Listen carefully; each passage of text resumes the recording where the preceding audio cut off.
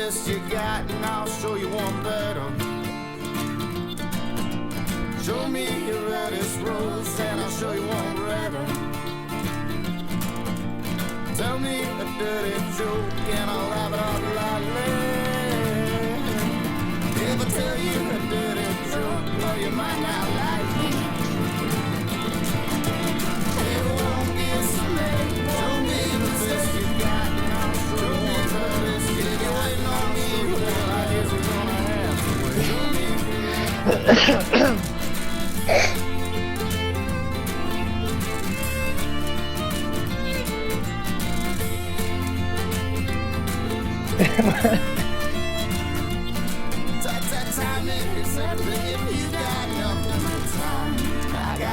All right, everybody. Thank you for being with us through our little bit of a delay there, but we are getting started 30 minutes late. Thank you. Anyway, welcome on the block. We're so glad to have Jeff Weldon with us from Big Brother 17 to break down his game. What's up, Jeff? What's going on, guys? How are you? I'm pretty good, doing good. Hey, should I have introduced you differently? Should I have also said from the Amazing Race as well as Big Brother 17? Yeah. Because that's pretty elite group, and you're in you got to play in two of the big three. So I mean, man, that's it's big time, dude. Hey, man, I'm blessed. It's pretty cool. It really is. Excellent. Are you a preacher? Are you a preacher? Are you a preacher? Yeah, absolutely not. What's up, McCrae? Not much. It's same old. Sorry again for the technical difficulties. You know how it goes. It's hard out here for a pimp. I don't know why I said that, but we'll carry on here. Awkward. Yep, super ox. It's awkward that I said ox. All right. Well, Jeff, again, like you are in an elite group. You're the first person to go from Amazing Race to Big Brother. That's pretty big. You're the first one to go from anything to Big Brother, really, I think. That's awesome. Like, kind of get us into, we kind of touched on it last time when we talked, but get us into, like, how you got cast for Amazing Race, and just give us that kind of whole rundown. Yeah, so with Amazing Race, I was actually always a fan of Big Brother before Amazing Race, and I met a guy that does casting for CBS, and I just kind of kept in touch with him over the course of about a year, maybe 2 years max. And I shot him a random Facebook message one day saying, hey, look, man, I pretty much hate my job that I'm working. I'm working like a sales desk job. I want to kind of switch it up. I'd love to go on one of these shows. And, I was kind of hitting towards Big Brother, but at the time they had a spot Amazing Race that they wanted me to fill. And so, hey, why not? Absolutely. Dude, absolutely. How long from that Facebook message to filming Amazing Race? About 3 months. Jeez. Oh, wow. That's pretty quick. That's really pretty quick. Whirlwind. That is a whirlwind. That's awesome, man. So you were a Big Brother fan. So when did you start watching Big Brother? I started watching with my mom. It was kind of a tradition, just kind of growing up. I would say when I was, 10 years old. Oh, wow. So you started you started way back. All right, right on. That's exactly where I started. I hate to inject myself into this, but that's exactly how it was for me, where it's like me and my mom just watching Big Brother, getting along. Yeah. I don't know, good little bonding moment. You hear that, kids? Yeah. Go watch Big Brother with your moms. That's it. Yeah. So you get on Amazing Race. Talk about your time a little bit in there. Let's just kind of graze over that. How was that? What did you think of it? What was the whole process like? Because I'm kind of curious about that. I mean, Amazing Race, it was pretty cool. And as you guys know, if you watched the season I was on, it was a blind date season. So it's completely different than how it's typically structured.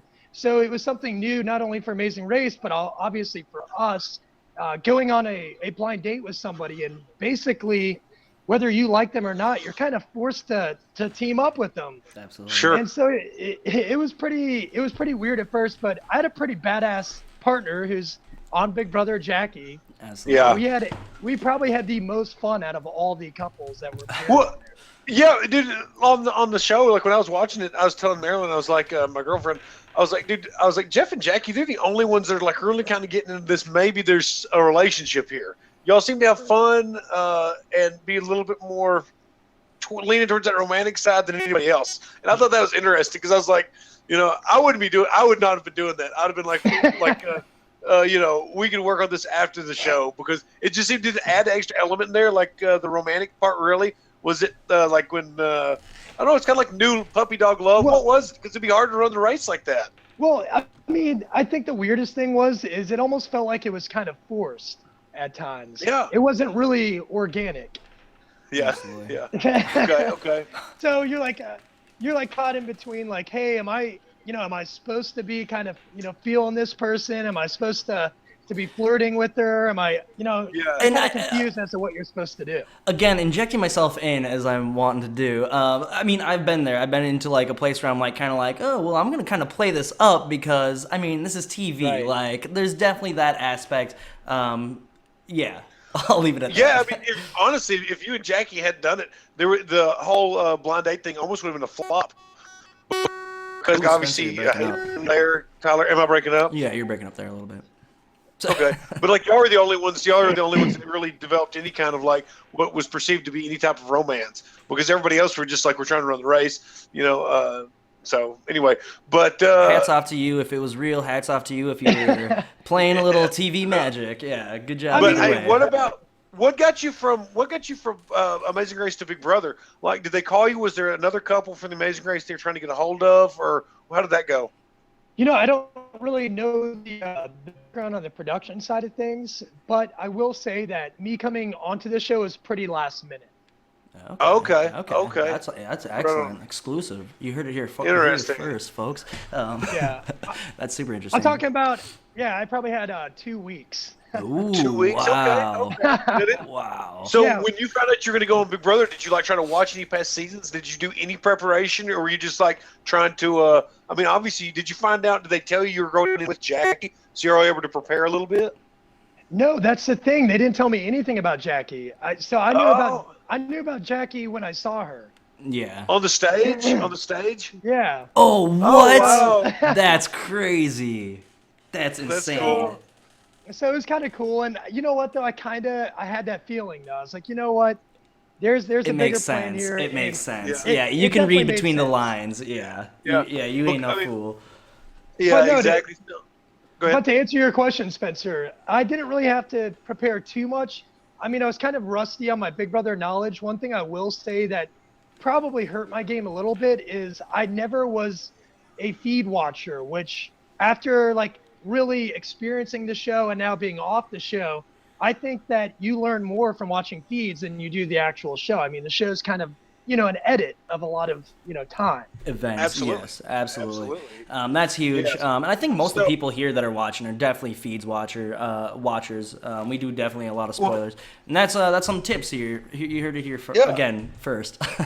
Okay, so let's talk about the edit for a minute, because the first couple episodes we see is really 100% edit, because we don't have the feeds for the first, I think, 7 or 8 days. Mm-hmm. So So you come into the house as this Amazing Race twist, the BB takeover first week. I mean, you and Jackie are essentially the first twist. So when you enter the house, what conversations do you have with Jackie? What relationships do you try to build? What was your game strategy coming in as a twist? How did you feel? Did you feel like you're in danger because of that? And just let us know that first stuff in the feeds that we did not see. Well, how about this? So as soon as Jackie and I are walking through the doors, there's a moment of about a minute before we're allowed to actually enter the house. During that minute, I look at Jackie, I said, I'm like, Jackie, we need to go in here. We need to really play from the get-go, because we are coming in with huge targets. We already know that they're introducing us as a pair pretty much. They're saying, hey, this is Jeff and Jackie, Amazing Race. Here they come. When they could have maybe let us decide whether we wanted to expose that information or not and play the game. It would have made things more interesting, because no one really knew us besides Yeah. Steve. Steve knew, yes. Yeah. So do you think But that, he like, ma- if that would have happened, do you think that it would have?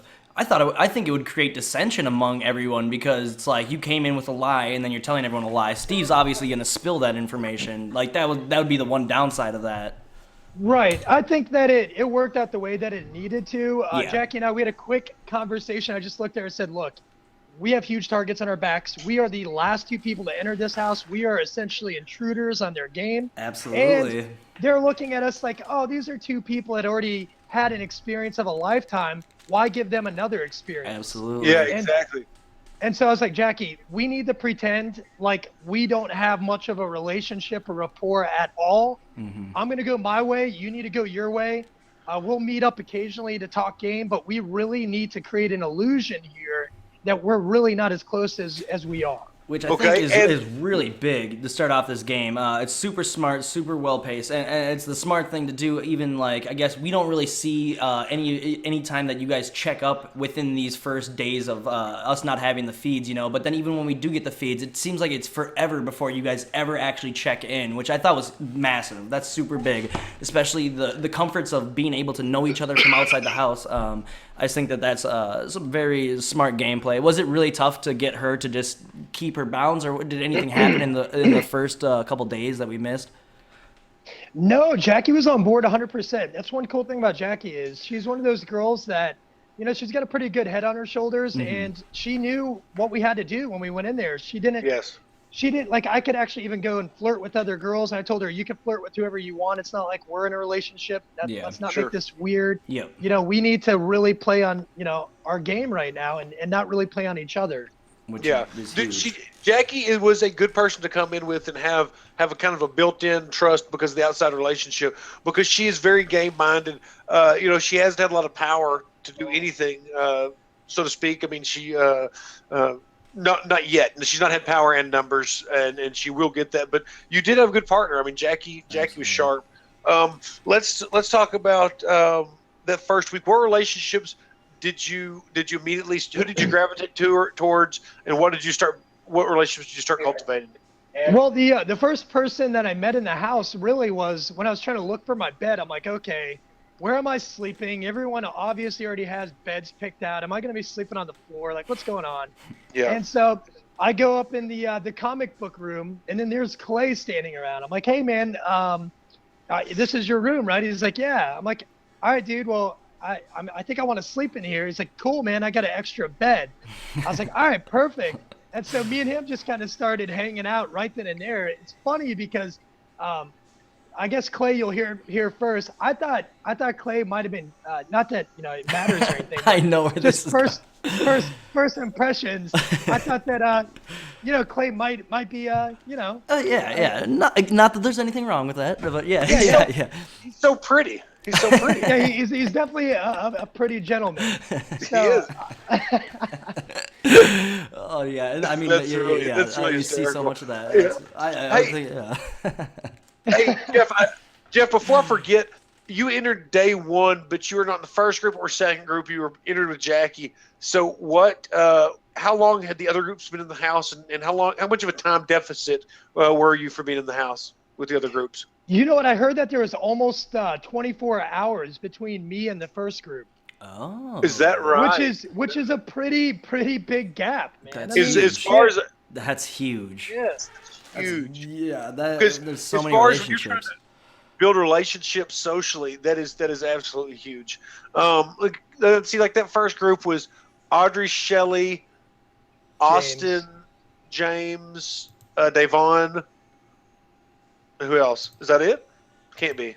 But that's it. So okay, and then okay, interesting. All right. So nearly 24 hours after that group entered. Wow, that's pretty incredible. Okay. All right. The first HOH is played, and Jason and James win. Do you have any kind of relationship with either of those two guys at this time?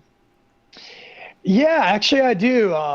James more so than Jason, but hey, I really do like Jason. I think he's a solid guy, and Totally. you know, I have a lot of respect for him just because, you know, he is a Big Brother historian, and he knew a lot about the game, and I was really trying to build some rapport and trust with him towards my end of my game. And I think stuff would have went pretty well between Jason and myself. It's just unfortunate that I had to, you know, basically get the boot. yeah. It's one of those things, like, you can tell that relationships are there, and there might be something down the road. It's just whether or not you can get there. But, you know, some relationships from the very beginning, you know that you can't, you're not going to be able to bridge that gap. It's too hard socially. You're too far apart in the game, or just something's broken trust. Is there anybody like that you felt from just day one you did not get along with? Yeah, from day one, the only people, like, I have a pretty strong personality, so when I'm talking to people, I can kind of vibe off them and kind of get a feel for how they're perceiving me. And the only people that were not exactly receptive would be, Steve, Vanessa, definitely no. Me and Jace butted heads completely, surprisingly, even though we're friends Sure. now. But Yeah. yeah, we Of were course. pretty much enemies in the house. Oh, he told Yeah. us. Yeah. Yeah, no, yeah, we love Jace. Yeah, absolutely. That's crazy. No. Well, I mean, you were so good at that. I thought that, like, and I don't want to come across as like this is an insult or anything, but you definitely have like a car salesman vibe about you, where it's like you're a schmoozer. You can get in there and you can mingle. Like, I think that was like one of your like strongest suits, and it really really helped you, especially coming in at such a disadvantage. You definitely like worked your way into a lot of really solid relationships. And again, I love it. I love the game. Yeah. Oh, yeah, appreciate it. But what McCrae hit on there is like, yeah, the car salesman thing sounds bad, but that's not what it is. I know exactly what you mean. You've got one of those kind of outgoing personalities, blah blah blah. And Vanessa, in her kind of like poker player, let me read this person. She didn't feel comfortable with you ever. No. And it was not that to me was the relationship that I want to talk about, because that was not going to change, because obviously we're going to get into where that relationship's gap is going to become a huge issue for you, because I honestly believe we'll get to it here on closer to day 29, I guess, but I really feel like you got scumbagged, because we'll get to it when we get there. But I feel like you got scumbag. Yeah. For modern. No, it's a plague of modern Big Brother. And I'll just tell you right now, so I don't forget, because I will do that. But like, Vanessa could have come up to you and said, Jeff, you came in here as a twist. You've got Jackie. You're a huge threat to my game. We've never seen eye to eye socially. Sorry, you're a huge threat. You've got to go on the block. Okay. She looked for a goofy bullshit reason to try to throw up in your face, which was just basically random game talk that anybody would have said to anybody over anything at any time. It's that, look, give me a reason. Just give me a reason to put you up is totally bullshit, because the reason should always be you're a threat to my game. That's my opinion. So Yeah. I like Vanessa, but I thought it was a scumbag move. Yeah, to but do that's that way. no, that is a Vanessa move. Let's just find some bullshit reasoning and justification, because she needs an Sure. excuse. I've never watched Big Brother where somebody needs constant excuses as to why to put somebody up on the block. Look, just put them up on the block. Did she create this atmosphere of there has to be an excuse for it to happen? I think that's what the thing is, that Yes. she created this idea in the house that was there needs to be a reason for this to happen. So then it's just the house did it, which is like you gotta tip your hat to it. But at the same time, it's like, how do these people not see that she's created the paradigm? She's created the narrative, Yeah, well, people looked at me like I was crazy when that big blow up happened between Vanessa and myself. I'm like, look, guys, this was staged. Did that make sense to you? Because when it all came at me, it didn't make any sense. I literally. It seemed like gibberish. Yeah, and she just like ranting on and on about who knows what. It just didn't make sense. It was scary. That was one of the scariest moments. Is I could see your game and I could see your face, and you knew what was happening, and you can't explain it because that makes you only look more crazy, and it's just a bad cycle. So at the time in the bathroom, when she comes down and throws you under the bus and scumbags you in front of Clay and Shelley and the rest of the house as her reason, could you instantly tell? Did you say to yourself? Did you say, this is just a phony ass put on production? She's trying to come in there and call me out, make me look like shit. What's her angle? Or did you feel like, oh man, I screwed up and I'm getting called out? Did you feel like you had it coming to you in a way? Or did you feel like it was just completely Hollywood theatrics? No, it was definitely a very nice theatrical performance that they played for me, because you have Clay and Shelley looking at me like I just killed their pet dog, and they're like crying over in the corner of the bathroom. You have Vanessa screaming out just randomness. I don't even know what it was. And then you have Austin, like his typical self, pacing back and forth like a serial killer psychopath, saying, I thought we were boys. I thought we were boys. And I knew I was in big trouble. I'm looking at this group of people like they must have band together at some point, which I did realize that before that all happened, Clay and Shelley were spending a significant amount of time in the HOH, which they never have spent time with Shelley or Vanessa before. Vanessa. So that was kind of a red flag. And I just started once they all attacked me, I started putting the puzzle pieces together. And at that point, I kind of knew it was a little bit too late. If they took that time to actually set and stage something like this, it's kind of already set in motion, and there's not much damage control I could do at that point. Absolutely. Yeah. What was your thoughts on the house? Okay. Because the first week, and we'll kind of break this down pretty quickly to kind of bring back the first week and the house vote. The first week, obviously, we've got Jason puts up Becky and Johnny Mac. James is going to put up Jackie and Steve. Jackie is important to you, so we're going to talk about that here in a second. Yeah. But Battle of the Block is going to be won by Becky and Johnny Mac. Steve wins the power of veto. I know I'm rushing through this, but it's just to refresh your memory. And then the noms are going to be set with Jackie and Jace, okay? What are you doing this week to keep Jackie safe, if anything? The house wants Jace out, so it doesn't seem like you didn't really have to do anything, but you did want to protect her without seeming overprotective. And you did so it I would very like well, I do think. I think you definitely, because even I was like, this guy's going to vote her out. Like, this is insanity.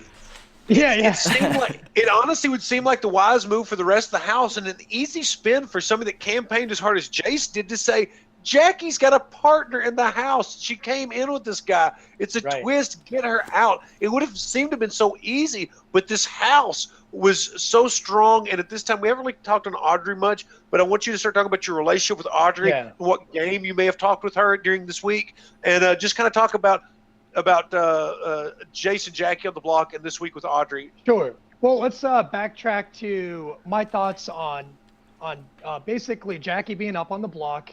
Obviously, pawns can get sent home. The thing is, at that point in time, I've actually already built a decent amount of rapport with a lot of the people in the house. And, Jackie volunteered to go up on the block. That was completely voluntary. That wasn't something that was like, hey, they just threw Jackie up there. She volunteered. And after talking with James, I knew he was a good guy, and I knew that his word meant a little something. And he said, look, Jackie, you're not going to go home. I will make sure I will stand by you 110%. And I believe that. And I also, Jace, I love you now, but we both know that in the house, I was basically campaigning against you the entire time. And so with me doing that, I was in everyone's ear, basically talking about how terrible Jace is and how he needs to leave. I knew that his name was just getting thrown around too much for them not to send him home. Okay. When Jace, obviously he had argued, he called Audrey out. He was really kind of the person that started everybody being really super suspicious of Audrey. Okay, what kind of game talk had you had with Audrey up to this point, and where did you feel like you fit with her? And did you see Clay? When did you notice Clay and Shelley developing as a couple? I really want to get the picture painted for that area of time, because those first weeks are very important. All right. Well, first off, Clay and Shelley, they seemed like they were attached at the hip since like day 2. It was really strange. It's almost like it was a forced showmance from the time they laid eyes on each other. Who knows? Maybe it was love at first sight. I highly doubt that. Strange things happen. Let me just say that strange things happen there. I don't think that was the case, but needless to say, yes, they were attached at the hip very early on in the game, and it was very evident. They were a little bit hush-hush. They didn't like people talking about it, but we all kind of did. As far as Audrey goes, I noticed that I already told you guys, me and Clay, he was my first interaction in the house. I built instant trust with the guy, and I kind of looked at him like, you know what, this guy, he's into working out. It seems like he likes to go out and have fun. He's a funny guy. He's charismatic. It's somebody that I could see myself working with. So I kind of trusted his word a little bit, and I noticed that him, Shelley, and Audrey were pretty tight-knit. So I wanted to be a part of that group, so I started talking to Audrey, talking game with her. She seemed very intelligent. That's one thing I can say. And she seemed like she was very observant. She knew her surroundings. She knew what was going on around her. And she built instant rapport with me because I was kind of the outsider at this point. I'm trying to work my way in groups. I came in last. I have, a big target on my back. She's telling me hey, Jeff, this person's throwing your name around. This person's throwing your name around. And kept telling me these little things. Who specifically? Was she mention anybody specifically, or just that she'd heard? Just that she heard. And we'll talk about that later. Basically, these are fabricated lies and rumors that sound really good in theory, but it was just Audrey's gameplay at the time, but I kind of bought into it a little bit. And that's how we built rapport. I'm like, wow, she's going out of her way to help me. Mm-hmm. And once I started getting down to the bottom of it, which would be, I don't know if you guys remember seeing this, but there was a late night. I got pulled out of bed. I was like hanging out with Meg in bed, and I got pulled out by Audrey. And she said, Jeff, you need to come upstairs right now when James was HOH. You need to come upstairs because if you don't, you're getting backdoored. I'm like, what? Wait, what? Okay, that's an ultimatum. So I go up there, and this is the moment I knew that Audrey was literally the most untrustworthy person in the house, that she was the biggest schemer and she was a con artist. She puts me in the hot seat, starts quizzing me on all these crazy scenarios, like, you staged a fight with Austin in the backyard when you were working out because he was clinging around the weights, which I did have a fight with him. I told him he's an idiot. Stop acting like a roid abuser, clinging around the weights, pissing everyone off. And she thought that was staged. I'm like, no, that wasn't staged. And James actually really thought that was staged too, because what she was trying to do is say, hey, Jeff's actually working with James and maybe a couple other people. And as you guys know, they had an alliance at that point, and Austin wasn't included. Yeah. Okay. Yeah. Interesting. So once I basically made my way through the hot seat and they realized they didn't really have anything to pin on me, she starts talking about how crazy Vanessa is, came up with this conspiracy theory that she's a puppet master, a mastermind. She has an all-girls alliance. And she just started talking in circles. And at that point, me and Jason look at each other, and we just like give each other this like look of awe, like, this girl is batshit crazy. Don't trust her. Run away. Absolutely. Well, even when she came on our show, she was pretty much always just like, oh yeah, I was just spinning some crazy webs. Like I was making some shit happen. Like she did pretty much own it. She did pretty much own it for sure. Which was like, yeah. Okay, so this was the beginning. Basically, what you're doing right now is describing the beginning of this is the High Rollers Alliance, correct?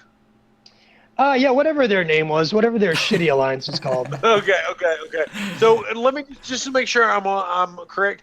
Your alliance is basically After Dark Crew, the High Rollers, if you want to call it that. Yeah. And then I guess Jackie, Team JJ, and you were loyal to Johnny Mac too, right? Yeah, well, we kind of had we didn't have a name for it, but we had an alliance, which obviously blew up on my face. We were still coming up with a name. We threw around the name like Pentagon because it was 5 of us. It was myself, it was Clay, it was Shelly, it was Johnny Mac, and Jackie. Oh, that would have been a solid alliance. The Pentagram. Yeah. That's what I would have called it. The Pentagram. Yeah, basically. That's what it ended up being. The devil. Yeah. Okay. All right. So let's just keep on cruising here. Let's get through week 1 with Jace's out of the house. The game is still kind of on its head right now. Audrey still has got some things completely turned upside down to where people don't really know what's going on. Where do you see the biggest lines in the house being drawn moving into week 2? When Shelly and Becky are about to win HOH, where are the lines in the house as you see it? Yeah, well, I think the most notable and the biggest thing that was happening was the tension between Devon, Clay, and Shelly, and also the tension between the entire house and Audrey. I mean, this is, I kind of feel bad because I really started to bring to people's eyes. Actually, Jace even came up to me and thanked me before he left, saying, Jeff, you took a lot of heat off me, man, for exposing Audrey the way you did. I really went around, started talking to Day and Jason, who I knew were kind of anti-Audrey at this point. Mm-hmm. And we just had a very intense conversation saying, she's got to go. She's the reason why there's chaos. She's the reason why we had to start playing the game so hard from day 1 because of how many rumors she was spreading. I wanted to kick back and relax for a week. I didn't even want to have to play the game like that. But Audrey forced gameplay immediately. So yeah, she did. She did. Interesting that you phrase it like that, because it is true. She forced everybody to start, really having to look over their shoulders is really what happened, and then everybody started realizing that she was the cause of it all. But for sure. So basically, the house, the tension was mostly between Clay, Shelly, and Day, and then also between everyone else and Audrey. and there's speculations on the rumors that she's spreading. And I think I did a pretty Okay. good job of really voicing my opinion on Audrey. I'm not saying that I'm taking full credit as to why people started to turn their backs on her, but I know I had Okay. a huge hand in it. Yeah, you were not an Audrey fan, and we'll stay on that a little bit as we kind of weave through this week, because really because of the tension with Audrey and Clay and Shelley's arguments with Devon, I guess Clay's primarily, you felt pretty good when Shelley and Becky are going to win this HOH, because then Devon and Johnny Mac get nominated and by Shelley, and Jason and Steve nominated by Becky. Jason Steven win the Battle of the Block because Johnny Max throws it / Devon sucks at it. And so Johnny Max going to win the Power of Veto. So during this week when the noms are set with Devon and Meg on the block, like that's kind of what we want us to go with. This is kind of week. You've got to feel pretty secure this week because you've got a good relationship with the people that are in power this week because of your relationship with Clay. You knew that the target was Devon, and it looks like Audrey's in so much trouble that she's just a sinking ship that's about to go. What were you working on socially to build friendships in the house? Where were you with? Because we see you with Meg a lot. We'd see you kind of bounce around. Like, tell us what you're doing this week where you're in what was perceived as be total safety. Yeah, so this week I was really trying to focus on Austin at that time, believe it or not. I know, it's crazy. But he was like a lost puppy dog without Jace, and I felt bad for the guy. You know, he was acting, all sad, but at the end of the day, I knew that he wasn't a person I could trust because he squealed like a little girl on his best friend in the house when Liz didn't squeal at all. So I knew that I had to like really treat it sensitively. I knew that he's a physical threat. He might win an HOH. I need him on my side. And I know he's vulnerable. So my thoughts are, let me try to like rescue the lost puppy dog. Let me, nurture him back to health. Super smart. And see if maybe I can build some rapport with him that way. And I thought that I was doing a pretty good job. And I think we actually did have some rapport until some of the things you guys saw happen and jealousy came into play. Yeah. Well, okay. And we'll talk about this, the twin talk. Like when did you become aware of the twins, and what was your relationship with Liz and Julia at the time? And let's talk about this kind of weird love triangle thing that got started, and the way and Austin kind of he's kind of lost his game for a couple of weeks, and he still has. He can't find it yet, I don't believe. Because he's so infatuated with Liz. And one thing that's funny, Jeff, I want to point it out to you that, like, I think that you kept Austin on track with Liz because, like, when you were talking to him about the twins, like, he already knew. But what was really funny is you were like, there's two of them, and, like, one maybe likes you and the other one likes me. And I think in Austin's mind, he'd almost given up on her. But then he was like, Jeff is right. One doesn't like me, but the other one does. God. And I think that really refocused him. So I thought that was really funny. Yeah, gave him gave him a little extra wind of confidence. Yeah, exactly. Like you just left it open just enough. Okay, so this is a cool week for you then, because you're not on the block. Are you worried about? You're not worried about Meg even going home. So like Devon is toast. This was the last laugh BB takeover. And it was the 3 votes, which would have been a cool twist had it happened, during like a final 8 or something like that. But it's way too early for this to make a difference. What did were y'all worried about this? Kind of tell me about the last laugh. All right. Well, I'll tell you about the last laugh. I will say before I mention the last laugh, I will say that I feel that, and this is just me throwing it out there, if they had if they had the last laugh on when I got evicted, I think I would have stayed in the house. I think I would have, but. That's just a side note. But moving on with the last laugh, I had a very good idea that no matter what happens, no matter whether Devon, which I'm pretty sure she did get the last laugh, right? Yes, she did. So Day got the last laugh. Regardless of whether she got it, Jason got it, I knew that the votes were there to keep Meg and to send Day home, fortunately. And it was just because at the time, and you guys can still kind of see this, Clay and Shelley, everyone just kind of looks up to them. They don't really question their motives, question, where they're at in the game. They just kind of go along with whatever they want. And Clay and Shelley. Why do you think that is? Why do you think that is? I mean, Clay and Shelley have clearly set the tone for the season up to this point. Like, what is it? Is it just their wholesomeness? Like, what was the deal? You know what, man? It actually irks me. It really does. I don't know what it is. I don't know what kind of persona that they're emitting to other people for them to perceive them as wholesome, because I see the opposite. I see that, Shelly's very cutthroat, whether she comes across that way or not, she is. Clay's kind of Okay. like her little puppet, Agreed. and he just kind of does what Shelly wants to do. Mm-hmm. And, I think you guys kind of saw that with my eviction. But Yeah. I would say that I don't know why everyone, even I think it took up until this week for people to start to realize, holy shit, when Jeff was throwing Shelly's name under the bus saying, we got to break up this power couple. Clay's not as strong as her. Clay, we can actually like rope in and work with, whereas Shelly, she's a little bit more of an independent thinker, and I don't think that she's as easily convinced. And so that's why I wanted her out. I made that mistake I think my biggest mistake in the game was saying things like that to other people in the house when I wasn't in power or HOH. Well, you start like talking a bunch of game, and to your detriment, to your benefit. I mean, who knows? I guess. But you started talking a lot of game, and I think that like I thought it was awesome. I mean, it was great to watch because you're just like it's obvious you don't know the game that much. I mean, you know it enough, but like you get into it, and you're just like it's I'm ready harder to throw play down than it and is to watch. Exactly. It's a much lot harder to play play than it is to watch. And that's the thing is, I thought you did a great job of mixing it up, getting in there, and just really starting some game, throwing some game out there. You were planning up stuff, you were scheming around, and it was great to watch. A lot of people are too scared; they just see the money and they like don't want to do anything. And I thought it was great, but that could have been the kind of thing that bites you in the ass, as you go into this next week. There, everyone starts to like try to put together connections that aren't really there, I guess. Vanessa starts to just, that's how it's hoisted by your own petard, I guess. But well, that's kind of what it was. I mean, you're spinning all sorts of game all over the place, and which is awesome to watch. But at the same time, like that's the way that they bury you. That's the way they pin this all on you. It's absolutely tough in the Big Brother house.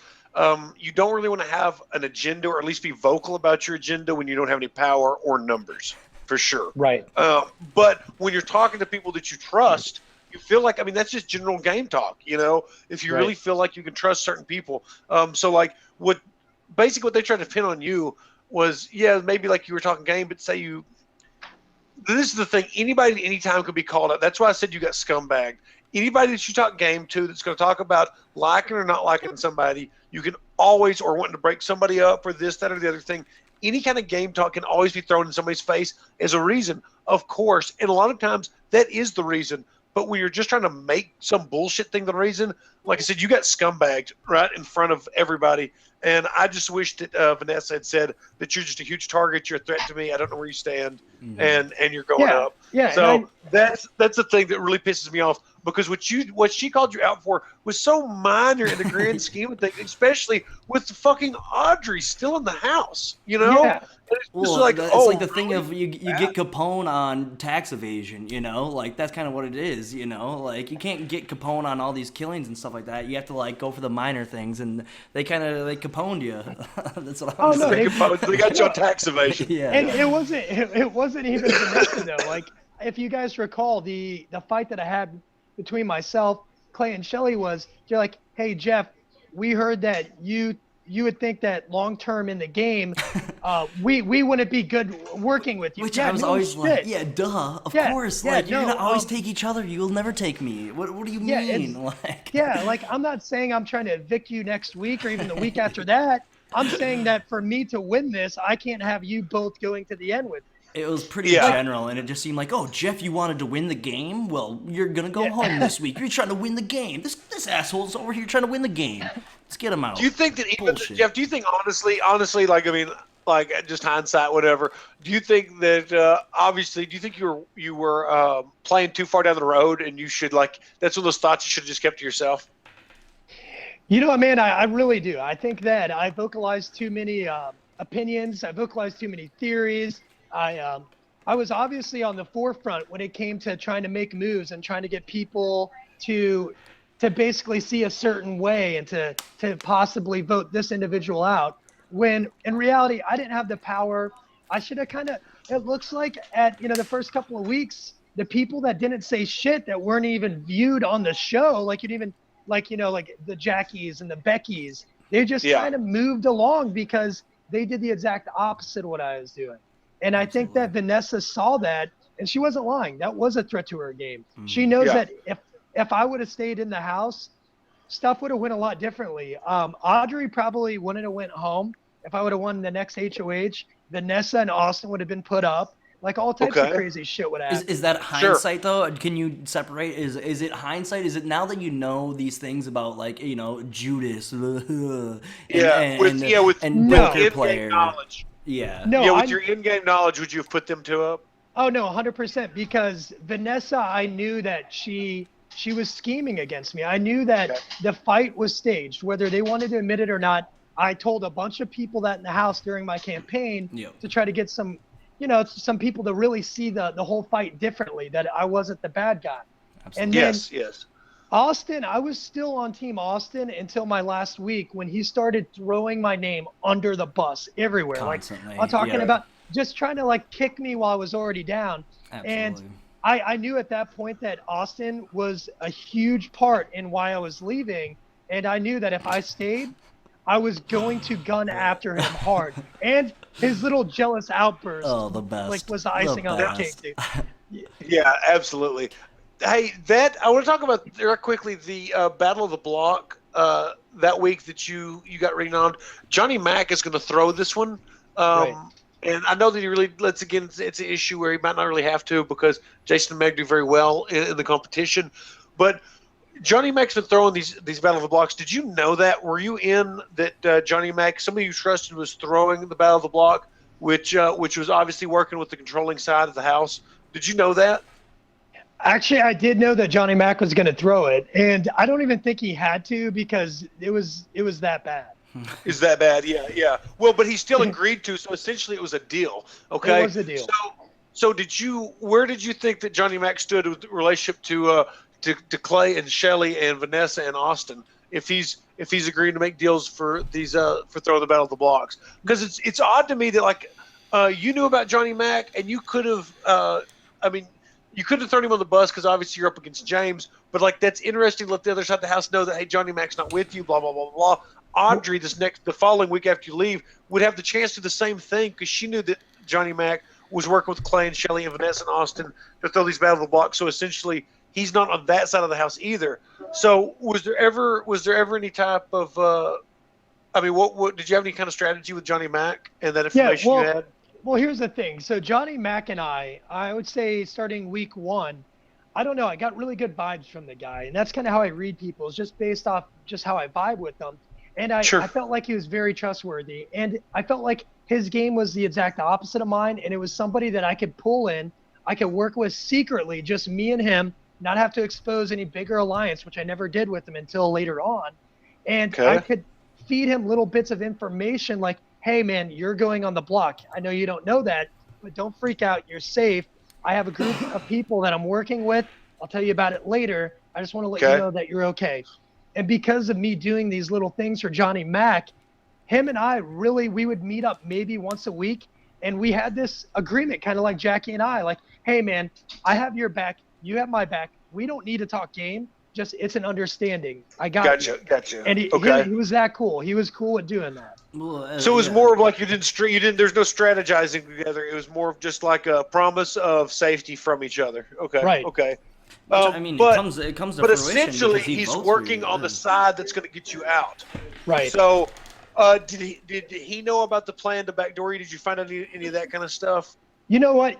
Johnny Mac 100% did know about it, and he was pretty upfront with me. He goes, hey, Jeff, man, it's not looking good for you. I'm going to be honest. The votes aren't in your favor, but I will let you know, dude, I'm going to make sure that I'm going to vote to keep you here. I'm going to vote to evict James. And see, that's so fucking awesome on Johnny Mac's part. It's so weird because he's working with the power, he's voting against what their wishes are, and he's voting against somebody who's going to stay in the house that still likes him. That's really kind of a bizarre spot to be in the house. And he was always like, I'm going to vote for Jeff. Like, it was always that way. It was not ever – I mean, he was very upfront about it, which was kind of bizarre. And if we kind of talk about it, when you were talking about how Day had the vote, or, like, if you got that power – like literally the 3 votes you had 4 votes for you, 3 votes would have been the difference, stuff would have turned around, which is crazy. I think that was a really, really awesome vote to watch as a viewer, just like, what is going on here? This is awesome. You had a chance, you had a hope for sure. Yeah, man. And honestly, dude, I think the most upsetting thing is Clay and Shelly. I don't know why they would see it being more beneficial to their game to work with somebody like Vanessa and Austin when I was willing to be loyal with them. I had a super good relationship in the house of Clay. And I feel that Shelly just got in Clay's ear and it just ruined everything. And really, I needed their 2 votes. Their 2 votes. And I even told them, look, your 2 votes are going to determine whether I leave or stay. And I wanted them to know that. But it just didn't end well. Well, I mean, I'd say we skip again forward here. I don't know. I say because this is the exact time you're going to eat your just desserts here this week because, James is putting them out of the, You would have worked. Yeah, you would have worked with Clay. You liked Clay. You would have worked with Clay and Shelly. She got her little feelings hurt, and she thought that basically you're going to be this huge threat later on, and she needed to take care of you when she had this chance. But really, it wasn't necessary at all. She needed somebody that was more on the other side of the house. And at this point in time, though, and I've got to say, because this is so weird, as viewers, we could see how the house was divided. But inside the game, I don't think y'all could because Audrey had everything so shook up at this point. Yeah. James still thought that he had a lot of currency left from his successful first HOH. He really thought he's doing well in the house. There's people that thought they're in places they aren't. And Jeff, dude, it fucking sucks, bro. You did not get the last laugh 3 votes thing, and Dave got it. Instead, you got to take a shower and conga line with the Gronk's party to promote Meg going to the Caribbean with Gronk or whatever. I mean, that's not even a twist. It's a commercial. Give me a fucking break. Save my boy Jeff. Dude, it was like Big Brother hazing, man. I had to get up at all weird hours of the night.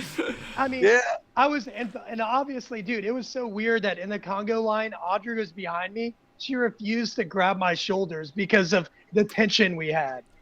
Oh, really? That's funny. Yeah, dude, it's pretty funny. It's super funny. So, hey, dude, is there anything? I mean, look, we're basically at the point where you're evicted. We've already talked about the votes and all that kind of stuff. So as far as the game, is there anything that we need to cover that we didn't cover? Is there anything that you feel like a relationship that we didn't mention? Like maybe we hadn't talked about Steve a lot, but there wasn't a whole lot to talk about with Steve and you necessarily. Is there stuff we didn't? You know what?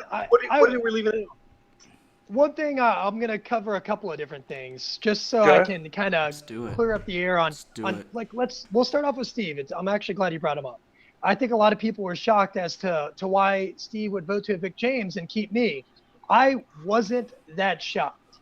And the reason why is Steve unfortunately gets discredited, very often in the house. When he's talking to people don't take him seriously. A lot of people like to, not to say that they bully or make fun of Steve, but they kind of... Oh, he's an innocent little kid. He's an innocent little kid. He doesn't know what he's talking about. Yeah, exactly. And they think that he's like, Austin's always making jokes like, oh shit, got to check under the couch, make sure he's not under here, lurking around, listening.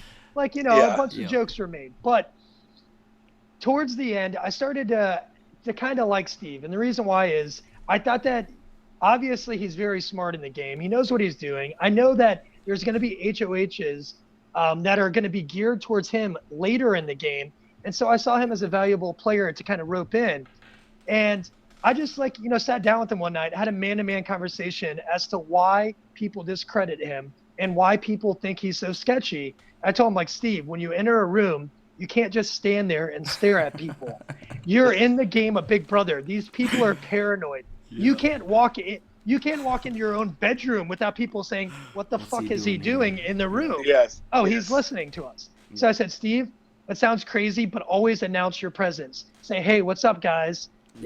And then sit down. Crazy. It's so I'm like, dude, it's that crazy. I'm like, all you have to do is say, hey, what's up, guys? Sit down, and now you're not an eavesdropper, you're a contributor to the conversation. Ooh, absolutely. But that's the funny thing about Steve. It's not that he was just eavesdropping. Nobody would talk to him, so he had no choice but to listen. He just wouldn't be talked to. Well, and what's funny about that?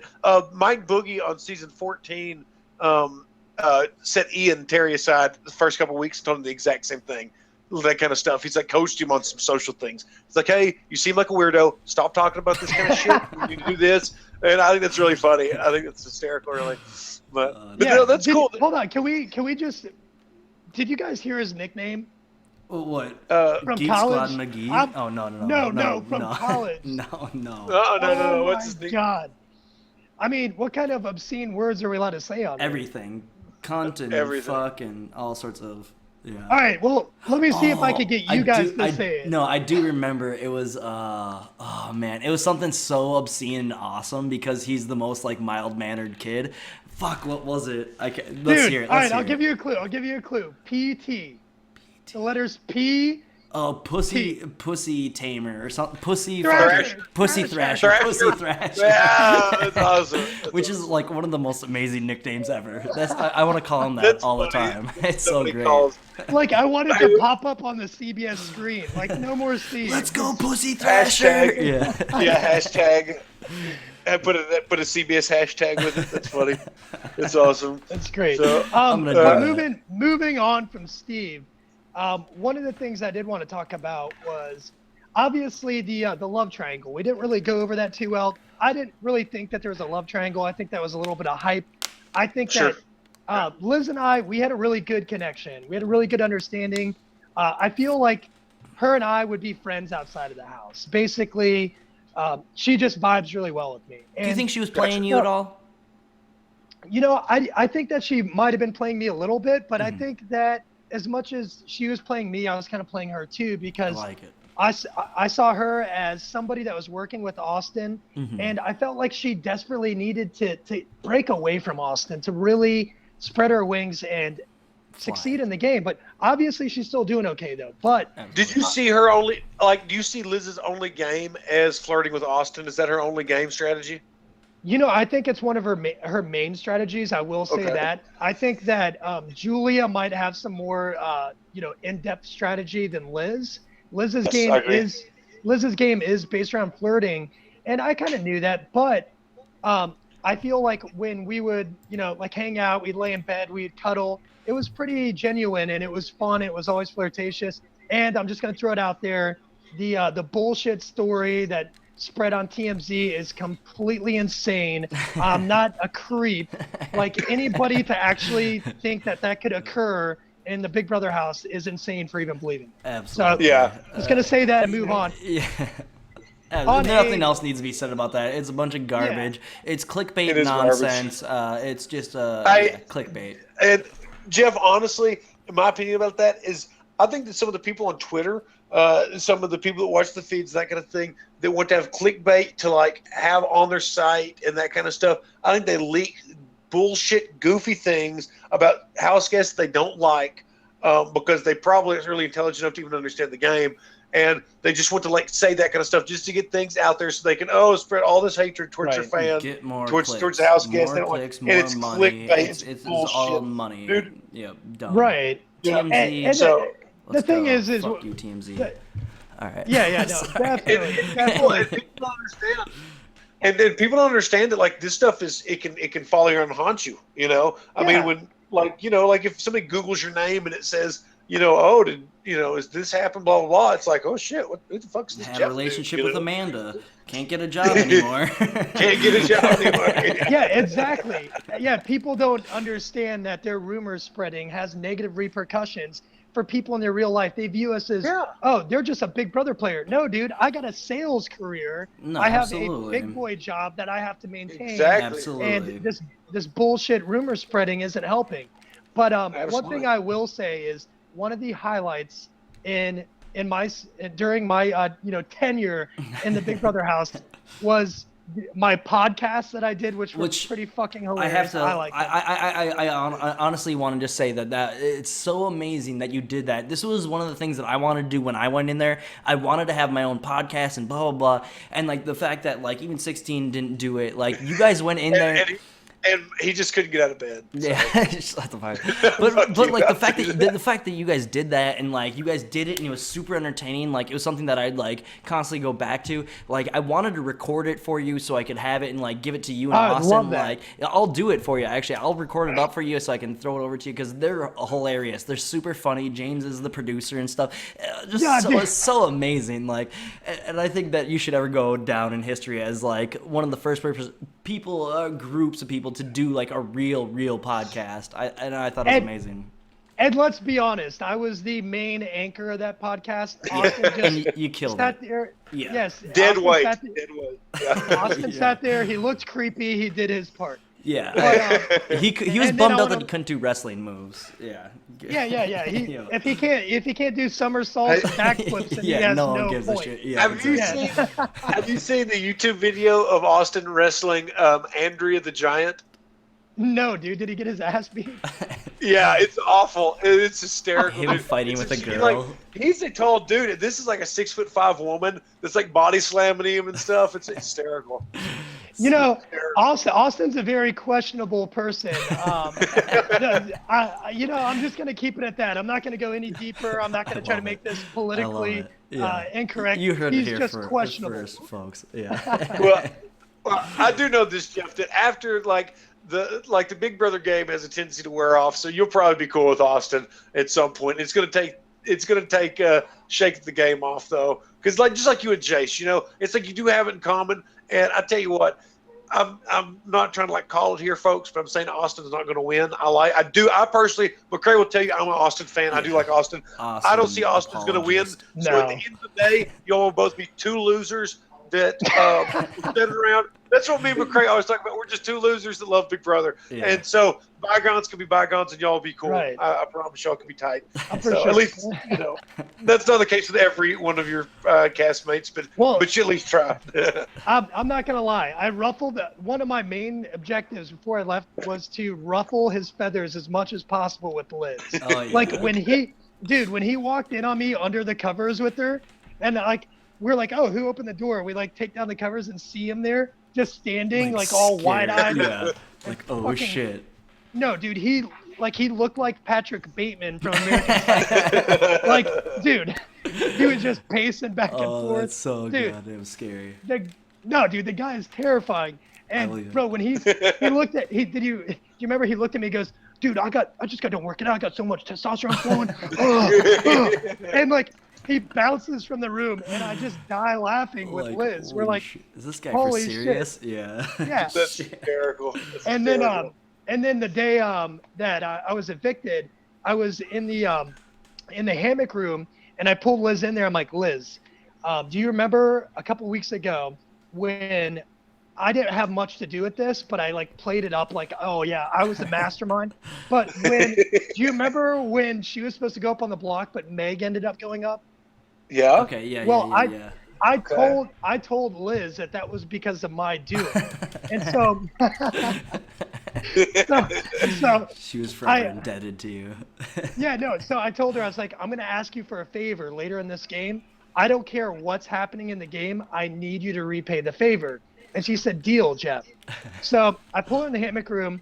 I look at her. I go, Liz, I'm pretty sure I'm going to be going home. And dude, she actually started tearing up and gave me a big hug. I'm like, and Liz, I need that favor from you. And she just says, yeah. She goes, honestly, Jeff, yeah. And I told her she's a really sweet girl. I'm sure we'll be friends outside the house. And then all of a sudden, this nice, sweet moment I'm having with her, basically my goodbye, Austin opens the door, of course, because he can't find his girlfriend. His person, yeah. Yeah. Where's my girl? He opens the door. He goes, he legit verbatim goes, what the hell's going on in here? And I go, yeah, dude, we were just making out, bro. Close the door. And he just slammed it shut. Because at that point, I knew I wasn't getting his There's vote. nothing that's going to happen. Yeah, exactly. It's over, yeah. Might as well fuck with them a little bit before you go. Yeah, Fuck exactly. yeah. And dude, I was like, yeah, just a last little jab. Fuck you, So dude. Get out of good. here. That's awesome. So good. Oh, shit. Man. Well, dude, Jeff, we really appreciate you being really candid with us, talking about awesome. about your time in the house. Dude, honestly, welcome to BB family. We're Yeah, fucking man. pumped to talk to you. You're an awesome dude. Yeah. And it's sorry, like I had to reschedule it. It took a lot to get here, but we appreciate your time. So, do you have anything that you want to shout out? Say your social media and that kind of stuff, so that people make sure they follow you. And all that stuff? Yeah. You know what? There's middle school girls that have more followers on Twitter than me. So named let's go ahead. McCrae Olsen. Yeah. So let's go ahead and shout out my Twitter. It's Jeff Weldon 21. My Instagram is JD Weldon. And then my Facebook's just my full name, Jeffrey Weldon. Yeah, follow me, guys. Everyone go follow. Everyone go follow. Right on. Hit it Follow. up. Send some on the block love Jeff's way. That'd be awesome. Yeah, absolutely. Well, is there anything else, man, that you want to shout out? Do you have anything going on? Yeah. Are you going to anything? Okay, what? Yeah, I need to get a job. I need to get a TV. Super smart. I'm trying to get into TV hosting. As you can tell, I like to do this. That's kind of my dream job, but my real, big boy job right now I'm trying to do is like medical device sales. So we'll see, man. Cool. I really want to do TV hosting, though. You should talk to Frank Udy. Frank Udy from season 14. I think he's in that field of like medical device sales. Yeah, so definitely get a hold of him. He might have something for you. I don't know. Sorry. You can come. You can host the show that McCrae and I are going to film. It's a reality-based house remodel show called "Don't Fuck This Up, McCrae." So you can be the host of it if we actually get some funding to film that. So. Am I allowed to drink alcohol on the show? It's preferred. It's preferred. Yeah. And are you going to give kids the world? Yes, I am going to give kids the world. I'm still fundraising for it, guys. I got a couple of links on my Twitter, on my Instagram. You can just Google Hearts of Reality. Go to their website, click on my name, donate $1. It's going to a great everything cause. You can. Absolutely. Yes, please. Everyone show Jeff some love. Again, on the block. Let's give him the blockheads push. Give him some money. Anything you can, because it's a great cause. Such a great cause. Yes, absolutely. I'll try to put the link in the comments and stuff like that, or in the little section there. I'll try to put that link in there. You guys got to remind me so I do it. Put my social media in there for sure. Oh yeah, we'll do it all. Yeah, text it all. We'll do that for sure. Other than that, I'm going to throw out some projections. I think that Final 3, and maybe this is just me being crazy. Love it. But Final 3, I'm calling it right now. It's going to be Jackie, Johnny, Mac, and Vanessa. I love it. I love it. I think I'm down with that. I think I can see that too. I definitely see the stars aligning for that kind of situation. I can see that.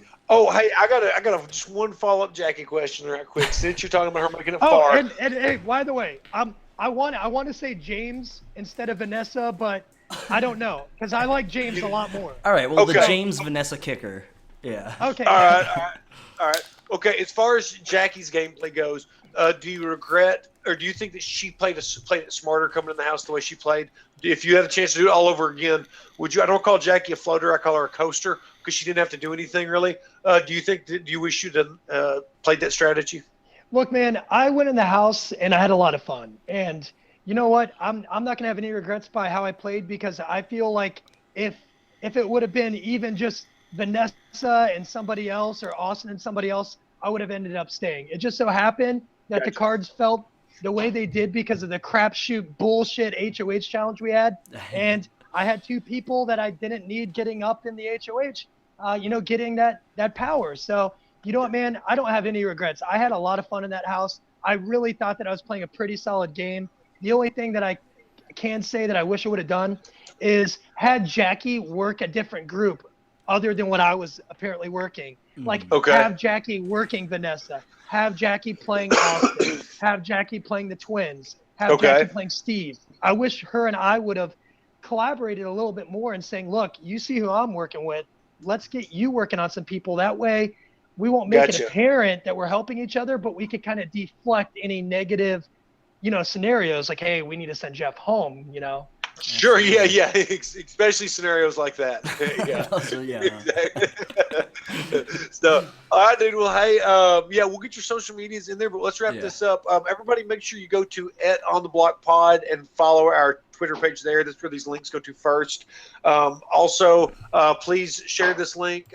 Give Jeff the love that he deserves. Share this link on all your social media that you're watching out there, so your friends can see it. Also, we want to ask you to subscribe to our YouTube channel, where we're going to keep doing these. We're going to try to schedule any house guests we can. We've been in contact with Jason Davon, but don't have anything scheduled yet. But obviously, stay tuned, and if that happens, we'll let you know. But like I said, the best way to be notified of that is to subscribe. Give this the thumbs up, share it, and McCrae, that's it. Whatever you got to take us home. I mean, just a big shout out to Hamster Watch, a big shout out to Earth Dog, of course, and just thanks everyone for watching. Again, if you guys have any advertisements that you guys want to throw, you want any shout outs from us, you guys can definitely give us a little something. We'll give you a little something, you know, a little bit of rub and tug. We really want to say thank you guys. Support us. This audio quality from me, you're probably hearing too much of me than you want to, so you can thank all the great subscribers, all the great people that supported us like a mile away, Tim C, and Skywise. Great supporters. If you want to become a blockhead, support today. Thanks again, everyone. And Jeff, once again, thank you so much for your time. We really appreciate bearing with us all these technical difficulties and what have yous. Yeah, McCrae, Spencer, thank you so much, guys. I appreciate it. I had fun. You're dude, a fucking gem, man. man. You're a gem. Thanks everyone for watching, and we'll talk to you guys next time on the block. Bye bye.